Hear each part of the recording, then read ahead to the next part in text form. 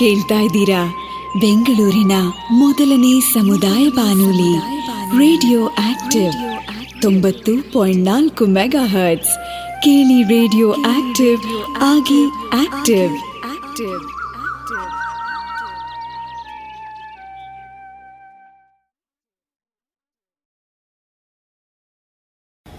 ನಮಸ್ಕಾರ ಗೆಳೆಯರೆ. Radio active Bengaluru ಹಾಗೂ ಚೈಲ್ಡ್ ರೈಟ್ ಟ್ರಸ್ಟ್ ಈ ವರ್ಷದಿಂದ ಒಂದು ಹೊಸ ಕಾರ್ಯಕ್ರಮವನ್ನು ನಾವು ಪ್ರಾರಂಭ ಮಾಡ್ತಾ ಇದ್ದೀವಿ. ಅದು ಮಕ್ಕಳ ಹಕ್ಕುಗಳಿಗೆ ಸಂಬಂಧಪಟ್ಟ ಕಾರ್ಯಕ್ರಮ ಅಂತ ನಿಮಗೆಲ್ಲರಿಗೂ ಚೆನ್ನಾಗಿ ಗೊತ್ತಿರುತ್ತೆ. ಮಕ್ಕಳ ಹಕ್ಕುಗಳು ಮತ್ತು ಮಕ್ಕಳ ರಕ್ಷಣೆ ವಿಚಾರ. ಈ ಕಾರ್ಯಕ್ರಮದಲ್ಲಿ ನಾವು ಹಲವಾರು ಮಕ್ಕಳ ವಿಚಾರಗಳನ್ನ ಚರ್ಚೆ ಮಾಡಿ ನಿಮಗೆ ಪ್ರಸಂಗಗಳನ್ನು ಹೇಳಿ ಅದರಲ್ಲಿ ಮಕ್ಕಳ ಹಕ್ಕುಗಳು ಯಾವ್ಯಾವ ಉಲ್ಲಂಘನೆ ಆಗಿದೆ, ಯಾವ ಯಾವ ಕಾನೂನುಗಳಿಗೆ ಸಂಬಂಧಪಟ್ಟಿದೆ ಅನ್ನುವ ವಿಚಾರವನ್ನು ತಿಳಿಸ್ಕೊಡ್ತೀವಿ. ಈ ಕಾರ್ಯಕ್ರಮದಲ್ಲಿ ಮಕ್ಕಳ ರಕ್ಷಣೆಯ ತಜ್ಞರಾದ ನಾಗಮಣಿಯವರು ನನ್ನ ಜೊತೆ ಇರ್ತಾರೆ. ಅವರು 1098 ನೀವು ಕೇಳ್ಬೋದು, ಚೈಲ್ಡ್ ಲೈನ್ ಅಂತ ಕರಿತೀವಿ, 1098 ಅದರ ಸಿಟಿ ಕೋಆರ್ಡಿನೇಟರ್ ಆಗಿದ್ದಾರೆ. ಅವರು ಹಲವಾರು ಮಕ್ಕಳ ಸಮಸ್ಯೆಗಳನ್ನು ಪ್ರತಿದಿನ ನೋಡ್ತಾ ಇರ್ತಾರೆ. ಅದನ್ನು ಭಾಗವಹಿಸೋಕ್ಕೆ, ಅದನ್ನು ಬಗೆಹರಿಸೋದಕ್ಕೆ ಅವರು ತುಂಬ ಕೆಲಸ ಮಾಡ್ತಾ ಇರ್ತಾರೆ. ಸೊ ಹಾಗಾಗಿ ಅವರನ್ನು ಈ ಕಾರ್ಯಕ್ರಮದಲ್ಲಿ ನಾವು ತಜ್ಞರಾಗಿ ಪರಿಗಣಿಸಿ ಈ ಕಾರ್ಯಕ್ರಮಕ್ಕೆ ನಾಗಮಣಿ ಸೊಲ್ಯೂಷನ್ಸ್ ಫಾರ್ ಚಿಲ್ಡ್ರನ್ ಪ್ರಾಬ್ಲಮ್ ಅಂತಲೇ ಹೆಸರಿಟ್ಟಿದ್ದೀವಿ. ಸಣ್ಣದಾಗಿ ನಾವು ನಾಗಮಣಿ ಸೊಲ್ಯೂಷನ್ಸ್ ಅಂತ ಈ ಕಾರ್ಯಕ್ರಮಕ್ಕೆ ಕರಿಬೋದು. ನಾಗಮಣಿಯವರು ಕಡೆಯಲ್ಲಿ ಏನು ಮಾಡಬೇಕು ಅಂತ ಈ ಕಾರ್ಯಕ್ರಮದ ಬಗ್ಗೆ ಹೇಳ್ತಾರೆ. ಇವತ್ತು ಈ ಕಾರ್ಯಕ್ರಮದ ಆರಂಭ. ಸೊ ಇಲ್ಲಿ ನಿಮಗೆ ಒಂದು ಹೊಸ ಒಂದು ಮನಸ್ಸು ನೋಯುವಂಥ ಸಂಕಟ ಆಗುವಂಥ ಪ್ರಸಂಗ ಹೇಳ್ತೀನಿ. ಆ ಪ್ರಸಂಗ ಆದಮೇಲೆ ನಾಗಮಣಿಯವರು ತಮ್ಮ ಸಲಹೆಗಳನ್ನು ಕೊಡ್ತಾರೆ. ಇದರಲ್ಲಿ ನಾನು ಭಾಳಷ್ಟು ಹೆಸರುಗಳನ್ನ ಹೇಳ್ತೀನಿ, ಮಕ್ಕಳ ಹೆಸರುಗಳು. ಆದರೆ ಆ ಹೆಸರುಗಳನ್ನೆಲ್ಲ ಮಕ್ಕಳ ಹಿತದೃಷ್ಟಿಯಿಂದ ಬದಲಿಸಲಾಗಿದೆ. ಮಕ್ಕಳಿಗೆ ಗೋಪ್ಯತೆ ಕೊಡಬೇಕು, ಮಕ್ಕಳ ಹೆಸರನ್ನು ಹೇಳೋ ಹಾಗಿಲ್ಲ. ಓಕೆ, ಈಗ ಪ್ರಾರಂಭ ಮಾಡ್ತಾ ಇದ್ದೀನಿ. ಸಾಲಗಾರರ ಒಂಥರ ಕಿರುಕುಳ ತಾಳಲಾಗದೆ ಬಸಪ್ಪ ಅಂತ ಒಬ್ಬ ವ್ಯಕ್ತಿ ತನ್ನ ಮಗಳನ್ನ ಸ್ಕೂಲ್ ಬಿಡಿಸ್ಬಿಟ್ಟು ಚಿಕ್ಕಮಗಳೂರಲ್ಲಿ ಒಂದು ಎಸ್ಟೇಟಲ್ಲಿ ಕೆಲಸಕ್ಕೆ ಸೇರಿಸ್ಬಿಟ್ಟ. ಪಾಪ ಲಕ್ಷ್ಮಿಗೆ ಅಲ್ಲಿಗೆ ಹೋಗೋಕ್ಕೆ ಇಷ್ಟ ಇರಲಿಲ್ಲ. ಆದರೂ ಪಾಪ ದುಃಖದಿಂದ ಅಲ್ಲಿ ಹೋದ್ಲು. ಅಲ್ಲಿ ಮಗುನ ಆಡಿಸ್ಬೇಕಾಗಿತ್ತು, ನಾಯಿ ನೋಡ್ಕೋಬೇಕಾಗಿತ್ತು, ಮನೆ ಕೆಲಸಗಳು ಮಾಡಬೇಕಾಗಿತ್ತು. ಆ ಮನೆ ಓನರ್ ಮಾರ್ವಿನ್ ಅಂತ, ಅವನು ಸ್ನಾನ ಮಾಡಬೇಕಾದ್ರೆ ಬೆನ್ನುಜ್ಜೋ ಕೆಲಸ ಮಾಡಬೇಕಾದ್ರಂತೂ ಆಕೆಗೆ ತುಂಬ ಅಸಹ್ಯ ಆಗೋದು. ಲಕ್ಷ್ಮಿ ಕೆಲಸ ಮಾಡಿ ಸುಮಾರು 3 ತಿಂಗಳಾಗಿತ್ತು. ಆವಾಗ ಅವಳಿಗೆ ಒಂಥರ ಹಾಸನಿಂದ ಒಂದು ಸುದ್ದಿ ಬಂತು. ಏನು ಅಂದರೆ ಅವರ ಅಪ್ಪ ಅಮ್ಮ ಸಾಲದ ಬಾಧೆ ತಿಳಿದಾರದೆ ಆತ್ಮಹತ್ಯೆ ಮಾಡ್ಕೊಂಡಿದ್ದಾರೆ ಅಂತ. ತಕ್ಷಣ ಮನೆಗೆ ಹೋಗಿ ನೋಡ್ಕೊಂಬರ್ತೀನಿ ಅಂತ ಹೇಳಿಬಿಟ್ಟು ಮನೇಲಿ ಒಂದು 200 ರೂಪಾಯಿ ಸಿಕ್ತು. ಅದನ್ನು ಎತ್ಕೊಂಡು ರಾತ್ರಿ ಕತ್ಲಲ್ಲೇ ಹೊರಟುಬಿಟ್ಲು. ಅಪ್ಪ ಅಮ್ಮನ ಅನ್ಸ್ಕೊಂಡು ಬಸ್ಸಲ್ಲಿ ಅಳ್ತಾ ಕೂತಿದ್ಲು. ಆ ಪಕ್ಕದಲ್ಲಿ ಸ್ವಲ್ಪ ಒಂದು 2-3 ಸೀಟ್ ಮುಂದೆ ಒಬ್ಬಳು ಹೆಂಗ್ಸ್ ಕೂತಿದ್ಲು, ಮೈಯೆಲ್ಲ ಇದನ್ನು ಹಾಕ್ಕೊಂಡು, ಏನೋ ವಜ್ರ ಒಡವೆ ಆ ಥರ ಎಲ್ಲ ಹಾಕ್ಕೊಂಡು. ಅವಳು ಬಂದು ಮಾತಾಡೋಕ್ಕೆ ಶುರು ಮಾಡಿದ್ಲು. ನೀನು ಅಳ್ಬೇಡಮ್ಮ, ನಿಮ್ಮ ಅಪ್ಪ ಅಮ್ಮ ಸತ್ತೋಗ್ಬಿಟ್ಟಿದ್ದಾರ, ಯೋಚನೆ ಮಾಡಬೇಡ, ನಾನು ಬಂದು ಇನ್ನಷ್ಟು ಶಾಲೆಗೆ ಕಳಿಸ್ತೀನಿ, ಈ ಊರಿಗೆ ಹೋದ್ರು ಊರಲ್ಲಿ ನೋಡ್ಕೊಳ್ಳೋದು ಯಾರು ಇಲ್ಲ ಅಂತ ಒಂಥರ ಪ್ರೀತಿ ತೋರಿಸಿದ್ಲು. ಲಕ್ಷ್ಮಿ ಅವಳನ್ನ ನಂಬಿದ್ಲು. ಪಾಪ ಅದು ದೊಡ್ಡ ಹೆಂಗಸು ಅಂತ ನಂಬಿಟ್ಲು. ಆಗ ಹಾಸನದಲ್ಲಿ ಇಳಿಬೇಕಾದವಳು ಇಳಿಲೇ ಇಲ್ಲ. ಅದೇ ಬಸ್ಸಲ್ಲಿ ಬೆಂಗಳೂರಿಗೆ ಬಂದರು. ಬೆಂಗಳೂರಿಂದ ಮತ್ತೆ ಟ್ರೈನಲ್ಲಿ ಸುಮಾರು 15 ಗಂಟೆ ಪ್ರಯಾಣ ಮಾಡಿ ದೂರದ ದುಬೈಗೆ ತಲುಪಿದ್ರು. ಒಂಥರ ಹೊಸ ಭಾಷೆ, ಹೊಸ ಜನ. ಲಕ್ಷ್ಮಿ ನನ್ನ ಶಾಲೆಗೆ ಸೇರಿಸ್ತಾರೆ, ನನ್ನ ಬದುಕು ಒಳ್ಳೆಯದಾಗುತ್ತೆ ಅಂತ ಕನಸು ಕಾಣ್ತಿದ್ಲು. ಆದರೆ ಲಕ್ಷ್ಮೀಬಾಯಿ ಅಥವಾ ಕಾಶಿಬಾಯಿ ಯಾಕೆ ಅವಳನ್ನ ಒಂದು ಬಂಗ್ಲೆಗೆ ಕರ್ಕೊಂಡು ಹೋದ್ಲು. ಬಂಗ್ಲೆಯಲ್ಲಿ ಒಂದು 4-5 ಜನ ಕೂತಿದ್ರು. ಅವ್ರ ಮುಂದೆ ಇವಳನ್ನ ಬಿಟ್ಟು ಹೊರಟೇ ಹೋದ್ಲು. ಜೀವನದಲ್ಲಿ ಮತ್ತೆ ಕಾಶಿಬಾಯಿನ ಲಕ್ಷ್ಮಿ ನೋಡಲೇ ಇಲ್ಲ. ಆ ಬಂಗ್ಲೆಯಲ್ಲಿ ಜನ 2-3 ವಾರ ಲಕ್ಷ್ಮಿ ಚೆನ್ನಾಗಿ ನೋಡಿಕೊಂಡ್ರು. 3ನೇ ವಾರದಿಂದ ಶುರುವಾಯಿತು ಕಾಟ. ಲಕ್ಷ್ಮಿ ಅಪರಿಚಿತರ ಜೊತೆಗೆ ಹಾಸ್ಯ ಕೆಲಸಗಳನ್ನ ಮಾಡಬೇಕಾಯಿತು. ಅವಳು ಮಾಡಲ್ಲ ಅಂತ ಹೇಳಿದ್ರೆ ಅವಳಿಗೆ ಉಪವಾಸ ಆಗ್ತಾಯಿದ್ರು, ಹೊಡಿತಾಯಿದ್ರು. ದಿನ ಕಳೆದು ವರ್ಷಗಳಾಯಿತು. ಲಕ್ಷ್ಮಿಗೆ ಅನೇಕ ಲೈಂಗಿಕ ಕಾಯಿಲೆಗಳು ಬಂತು. ಅಲ್ಲೇ ಒಬ್ಬ ಸಲೀಮ್ ಅಂತ ಒಬ್ಬ ಹುಡುಗ ಇದ್ದ. ಅವನು ಇವಳು ಲಕ್ಷ್ಮಿಯನ್ನು ನೋಡಿ ಅವಳಿಗೂ ಸ್ವಲ್ಪ ಲವ್ ಆಯಿತು. ನಾವು ಇಲ್ಲಿಂದ ಓಡೋಗೋಣ ಅಂತ ಒಂದು ಸಲಹೆ ಕೊಟ್ಟ. ಒಂದು ಹೋಳಿ ಹಬ್ಬದ ದಿನ ಎಲ್ಲ ಹೋಳಿ ಆ ಕಡೆ ಎಲ್ಲ ಗಮನ ಇದ್ದಾಗ ಇವರಿಬ್ಬರು ಓಡಿದ್ರು. ಸಲೀಮು ಅವಳನ್ನ ಕರ್ಕೊಂಬಂದು ಮಂಗಳೂರಿಗೆ ಸೇರಿಸ್ಕೊಂಡ. ಮಂಗಳೂರಲ್ಲಿ ಎಲ್ಲ ಗೆಳೆಯರ ಮುಂದೆ ಮದುವೆ ಆಯಿತು. ಅವಾಗ 16 ವಯಸ್ಸು. 16 ವಯಸ್ಸಾಯಿತು. ಆಕೆಗೆ ಒಂದು ಸ್ವಲ್ಪ ಬಸ್ರಿನೂ ಕೂಡ ಆದಲು. ಅಂಗನವಾಡಿ ಟೀಚರ್ ಹತ್ರ ಕರ್ಕೊಂಡು ಹೋದರು. ಅಂಗನವಾಡಿ ಟೀಚರು ಇವಳಿಗೆ ತಾಯಿ ಕಾರ್ಡ್ ಮಾಡಿಸಮ್ಮ, ನಿಂಗೆ ಒಳ್ಳೇದಾಗತ್ತೆ ಅಂದರು. ಆದರೆ ಪಾಪ ಲಕ್ಷ್ಮಿ ಹತ್ರ ಆಧಾರ್ ಕಾರ್ಡು, ಬರ್ತ್ ಸರ್ಟಿಫಿಕೇಟು, ಕ್ಯಾಸ್ಟ್ ಸರ್ಟಿಫಿಕೇಟು ಏನೂ ಇಲ್ವಲ್ಲ. ಆಮೇಲೆ ತಾಯಿ ಕಾರ್ಡ್ ಮಾಡಿಸ್ಬೇಕು ಅಂದರೆ ಇವನು ಸಲೀಮ್ ಒಪ್ಪಲಿಲ್ಲ, ಅದಕ್ಕಾದ್ರೆ ಗಂಡ ಅಂತೆಲ್ಲ ಹೇಳ್ಬೇಕಾಗತ್ತೆ. ಆಮೇಲೆ ಅಲ್ಲಿ ಸೂಕ್ತ ಒಂದು ಕರೆಕ್ಟಾಗಿ ಔಷಧಿ ಇಲ್ಲ ಅವಳಿಗೆ, ಆಮೇಲೆ ಆಹಾರ ಕೊಡಲಿಲ್ಲ. ಒಂಥರ ನಿಶ್ಚಯಿಯಾಗಿದ್ದ ಲಕ್ಷ್ಮಿಗೆ ಹೆರಿಗೆ ಆಯಿತು. ಹೆರಿಗೆಯಲ್ಲಿ ಮಗು ಸತ್ತೋಯ್ತು. ನನ್ನ ಎಲ್ಲ ಕಷ್ಟಕ್ಕೆ ನೀನೇ ಕಾರಣ ಅಂತ ಸಲೀಮು ಅವಳನ್ನ ಬೈದು ಅವಳನ್ನ ಬಿಟ್ಟೆ ಹೊರಟೋಗ್ಬಿಟ್ಟ. ಆದರೆ ಅಂಗನವಾಡಿ ಟೀಚರ್ಗೆ ಸ್ವಲ್ಪ ಇವಳ ಮೇಲೆ ಕರುಣೆ ಬಂತು.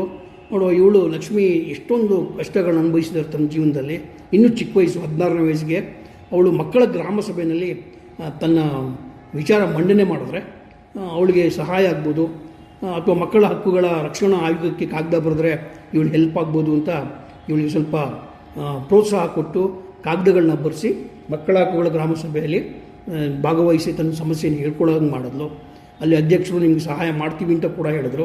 ಮಕ್ಕಳ ಹಕ್ಕುಗಳ ಆಯೋಗಕ್ಕೆ, ಜಿಲ್ಲಾ ಮಕ್ಕಳ ರಕ್ಷಣಾ ಘಟಕಕ್ಕೆ, ಆಮೇಲೆ ಮಕ್ಕಳ ಕಲ್ಯಾಣ ಸಮಿತಿಗೆಲ್ಲ ಪತ್ರ ಬರೆದು ನನ್ನ ಜೀವನದಲ್ಲಿ ಒಂದು ಹೊಸ ಬೆಳಕು ಮೂಡ್ಬೋದು ಅಂತ ಲಕ್ಷ್ಮಿ ಇನ್ನೂ ಕಾಯ್ತಾ ಇದ್ದಾರೆ. ಇದು ಒಬ್ಬ ಲಕ್ಷ್ಮಿ ಕಥೆ ಅಲ್ಲ ಗೆಳೆಯರೆ, ಸಾವಿರಾರು ಜನ ಲಕ್ಷ್ಮಿ ಇದೇ ಥರ ಇದ್ದಾರೆ. ಇದರಲ್ಲಿ ಯಾವ್ಯಾವ ಮಕ್ಕಳ ಹಕ್ಕುಗಳು ಉಲ್ಲಂಘನೆ ಆಗಿದೆ, ಆಮೇಲೆ ಯಾವ್ಯಾವ ಕಾನೂನುಗಳು ಇಲ್ಲಿ ಸಹಕಾರಕ್ಕೆ ಬರುತ್ತೆ ಅನ್ನೋದನ್ನು ನಾಗಮಣಿಯವರು ಹೇಳ್ತಾರೆ. ಮುಂದಿನ ಮಾತುಗಳನ್ನ ನಾಗಮಣಿಯವರ ಮಾತಲ್ಲಿ ಕೇಳಿ. ನಮಸ್ಕಾರ ನಾಗಸಿಂಹ ಅವರೇ. ಜೊತೆಗೆ ಎಷ್ಟೊಂದು ಜನ ಕಾರ್ಯಕ್ರಮವನ್ನು ಕೇಳ್ತಾ ಇರ್ಬೋದು. ಈ ಒಂದು ಪ್ರಕರಣವನ್ನು ಅಥವಾ ಒಂದು ಮಗುವಿನ ನೋವಿನ ಒಂದು ಪರಿಸ್ಥಿತಿಯನ್ನು ಕೇಳ್ತಾ ಇದ್ದಾಗ ನಮ್ಗೆ ಅನ್ಸೋಂಥದ್ದು, ಮೊದಲಿಂದನೂ ಆಕೆ ಸಮಸ್ಯೆಗಳ ಸುಳಿಯಲ್ಲಿ ಸಿಲುಕಿಬಿಟ್ಟಿದ್ದಾಳೆ ಅಂತ. ಹೌದು, ನಮ್ಮಲ್ಲಿ ಕೆಲವೊಬ್ಬರಿಗೆ ಆರ್ಥಿಕ ಸಂಕಷ್ಟ ಇರ್ಬೋದು, ಅಲ್ಲಿ ಅಪ್ಪ ಅಮ್ಮನಿಗೆ ಸಮಸ್ಯೆ ಇತ್ತು, ಬಹುಶಃ ಅವರು ಬೇರೆ ರೀತಿಯಾದಂಥ ಪರಿಹಾರ ಮಾರ್ಗವನ್ನು ನೋಡ್ಬೋದಿತ್ತು. ಆದರೆ ಮಗುವನ್ನು ಬೇರೆ ಕಡೆಗೆ ಕಳಿಸ್ಬಿಟ್ಟು ಕೆಲಸ ಕೆಡಿಸಿರುವಂಥದ್ದು. ಇಲ್ಲಿ ಮಗು ಬಾಲಕಾರ್ಮಿಕಳಾಗಿ ಬೇರೆಯವರ ಮನೆಯಲ್ಲಿ ವಿದ್ಯಾಭ್ಯಾಸವನ್ನು ಬಿಟ್ಟು ದುಡಿತಿದ್ದಾಳೆ. ಇದನ್ನು ನಾವು ಗಮನಿಸಬೇಕಾಗಿರೋದು. ಅವಳು ಶಿಕ್ಷಣನ ಕಳ್ಕೊಳ್ತಾಳೆ, ಬೇರೆ ಕಡೆ ಕೆಲಸ ಮಾಡ್ತಾ ಇದ್ದಾಳೆ ಅಂತ ಹೇಳಿ. ಸೊ ಮಕ್ಕಳು ಕೆಲಸ ಮಾಡಬಾರ್ದಿತ್ತು, ಆದರೆ ಅವಳು ಕೆಲಸ ಮಾಡ್ತಾ ಇದ್ದಾಳೆ. ಇದು ಒಂದು ಕಾಯ್ದೆ ಉಲ್ಲಂಘನೆನೂ ಆಗಿದೆ, ಸಮಸ್ಯೆ ಆಗಿದೆ ಅಂತ. ಜೊತೆಗೆ ಅಲ್ಲಿ ಏನು ಅವಳು ಸುಮ್ಮನೆ ಕೆಲಸ ಮಾಡ್ತಿರ್ತಾಳ, ಅಲ್ಲಿ ಈಕೆನೇ ಮಗು ಇನ್ನೊಂದು ಮಗುನ ನೋಡ್ಕೊಳ್ಳೋದ್ರ ಜೊತೆಗೆ ಆ ಮನೆ ಮಾಲೀಕನ ಜೊತೆಗೆ ಆ ಬೆನ್ನುಜ್ಜುವಂಥದ್ದಾಗಿರ್ಬೋದು, ಅದು ಅವಳಿಗೆ ಅಸಹ್ಯ ಅಂತ ನೇರವಾಗಿ ಹೇಳ್ಕೊಂಡಿದ್ದಾಳೆ. ಅಂದರೆ ಅವಳಿಗೆ ಅದೆಷ್ಟು ತೊಂದರೆ ಆಗಿದೆ ಅನ್ನೋದನ್ನು ನಾವು ಕಲ್ಪನೆಯಲ್ಲಿಗೆ ನಮಗೆ ಊಹಿಸ್ಕೊಳ್ಳಿಕ್ಕೆ ಆಗುತ್ತೆ. ಆ ಮನಸ್ಸಿಗೆ ಎಷ್ಟು ಬೇಜಾರಾಗಿದೆ ಅಂತ ಹೇಳಿ. ಸೊ ಅದು ಲೈಂಗಿಕವಾಗಿ ತೊಂದರೆ ಆಗಿರ್ಬೋದು, ಅವಳಿಗದು ಇಷ್ಟ ಇಲ್ಲದೇ ಆ ಮುಜುಗರ ತಂದಿರೋಂಥ ಕೆಲಸಗಳಾಗಿರ್ಬೋದು, ಮತ್ತು ಅವಳಲ್ಲಿ ತನ್ನ ಆಸೆಯನ್ನು ಬಿಟ್ಟು ಅವಳು ಬದುಕ್ತಾ ಇದ್ಲು ಅನ್ನೋಂಥದ್ದು. ಸೊ ಅದಂಥ ಟೈಮಲ್ಲಿ ಅಪ್ಪ ಅಮ್ಮನ ಕಳ್ಕೊಳ್ತಾಳೆ ಮಗು, ಮತ್ತೊಂದಷ್ಟು ದುಃಖ. ಆದರೆ ಅಪ್ಪ ಅಮ್ಮನ ನೋಡಬೇಕು ಅಂತ ಬರ್ತಿರ್ಬೇಕಾದ್ರೆ ಆಗಿದ್ದು ಮತ್ತೆ ಅದೇ ಮಗುವಿನ ಟ್ರಾಫಿಕಿಂಗ್ ಅಂತ ಹೇಳಬೇಕಾಗತ್ತೆ. ಸೊ ಏನು ಅಲ್ಲಿ ಪರಿಚಯ ಆದಂಥ ಅಪರಿಚಿತ ಮಹಿಳೆ ಆ ಮಗುವನ್ನು ಒಂದು ರೀತಿ ನಂಬಿಸಿ ಮೋಸ ಮಾಡಿ ವೇಶ್ಯಾವಟಿಕೆಗೆ ತಳ್ತಕ್ಕಂಥದ್ದು. ವೇಶ್ಯಾವಟಿಕೆಗೆ ತಳ್ಳುವಾಗ ಆಕೆ ಕಳ್ಳ ಸಾಗಾಣಿಕೆ ಮಾಡಿರ್ತಾಳೆ ಮಗುವನ್ನು. ಅದು ಇಮ್ಮಾರಲ್ ಟ್ರಾಫಿಕಿಂಗ್ ಪ್ರಿವೆನ್ಷನ್ ಆ್ಯಕ್ಟ್ ಅಂತ ಹೇಳ್ತೇವೆ. ಸೊ ಮಾನವ ಕಳ್ಳ ಸಾಗಾಣಿಕೆ ವಿರೋಧಿ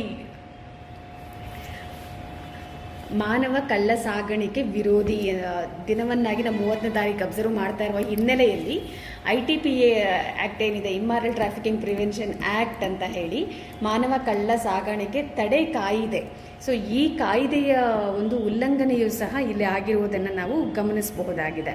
ಸೊ ಅದರ ಜೊತೆಗೆ ಆ ಮಗು ಅಲ್ಲಿ ಹೋಗಿ ಏನು ಮಾಡಬೇಕಿತ್ತು, ಬಹುಶಃ ತಾನೇನೋ ಚೆನ್ನಾಗಿರ್ತೀನಿ ಅಂತ ಭಾವಿಸಿದ್ಲೋ ಏನೋ ಹುಡುಗಿ.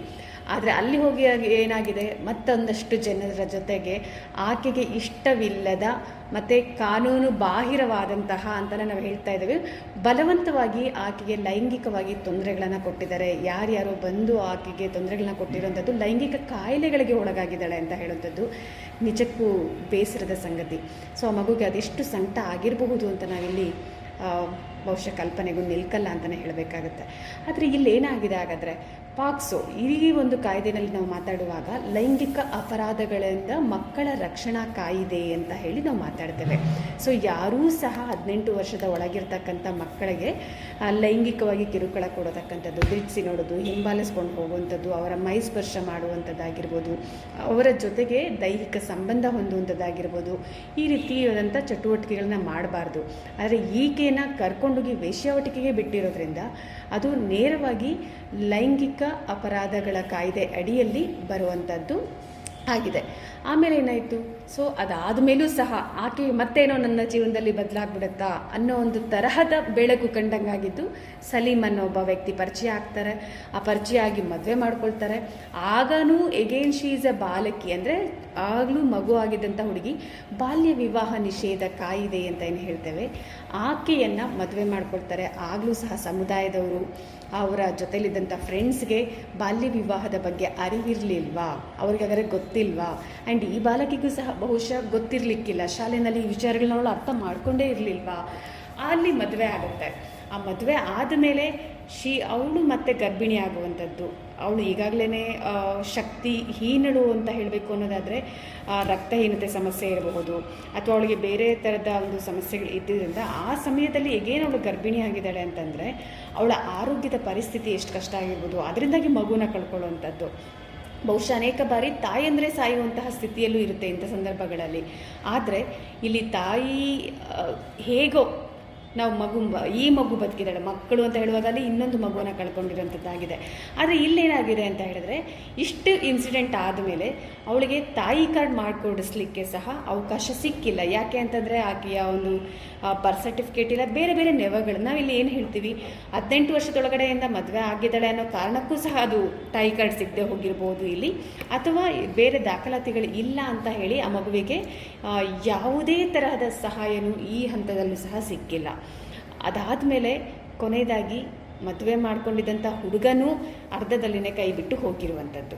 ಸೊ ಕಂಪ್ಲೀಟಾಗಿ ಎಲ್ಲ ಥರದ ಸಮಸ್ಯೆಗಳಲ್ಲಿ ಸಿಲುಕಿ ಆ ಬಾಲಕಿ ಒಂಟಿಯಾಗಿ ನಿಂತಿರುವಂಥ ಸಂದರ್ಭದಲ್ಲಿ ಬರುವಂಥದ್ದು ಒಂದು ಒಳ್ಳೆಯ ಸಂಗತಿ, ಅಂಗನವಾಡಿ ಕಾರ್ಯಕರ್ತ ಇಲ್ಲಿ ಸಹಾಯ ಮಾಡಿದ್ದಾರೆ. ಬಹುಶಃ ಅವ್ರ ಮೂಲಕ ಮಕ್ಕಳ ಕಲ್ಯಾಣ ಸಮಿತಿ, ಆಯೋಗ ಇವರುಗಳಿಗೆ ಪತ್ರ ಬರೆದು ಸಹಾಯವನ್ನು ಬಾಲಕಿ ಕೇಳ್ಕೊಂಡಿದ್ದಾಳೆ ಅಂತ.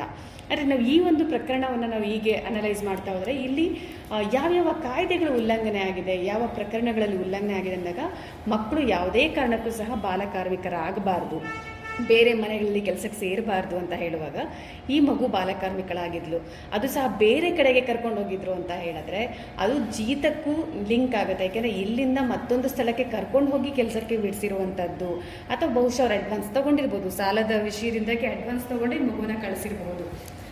ಅದನ್ನು ನಾವು ಗಮನಿಸಬೇಕಾಗಿರುತ್ತೆ.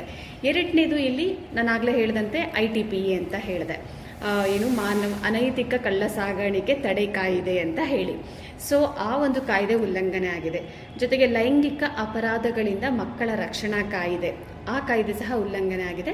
ಬಾಲ್ಯ ವಿವಾಹ ನಿಷೇಧ ಕಾಯಿದೆ, ಈ ಒಂದು ಕಾಯ್ದೆಯೂ ಸಹ ಇಲ್ಲಿ ಉಲ್ಲಂಘನೆ ಆಗಿದೆ. ಜೊತೆಗೆ ಮಕ್ಕಳ ಹಕ್ಕುಗಳ ಒಡಂಬಡಿಕೆಯಲ್ಲಿ ನಾವು ಹೇಳಬೇಕಾದ್ರೂ ಸಹ ಲೈಂಗಿಕವಾಗಿ ತೊಂದರೆ ಆಗಿದೆ, ಆರೋಗ್ಯದಲ್ಲಿ ಆಕೆಗೆ ನಿರ್ಲಕ್ಷ್ಯತೆ ಬಂದಿರುವಂಥದ್ದು, ಆರೋಗ್ಯ ಸರಿ ಇರಲಿಲ್ಲ, ಆಕೆಗೆ ಕಾಳಜಿ ಸಿಗಬೇಕಾಗಿತ್ತು.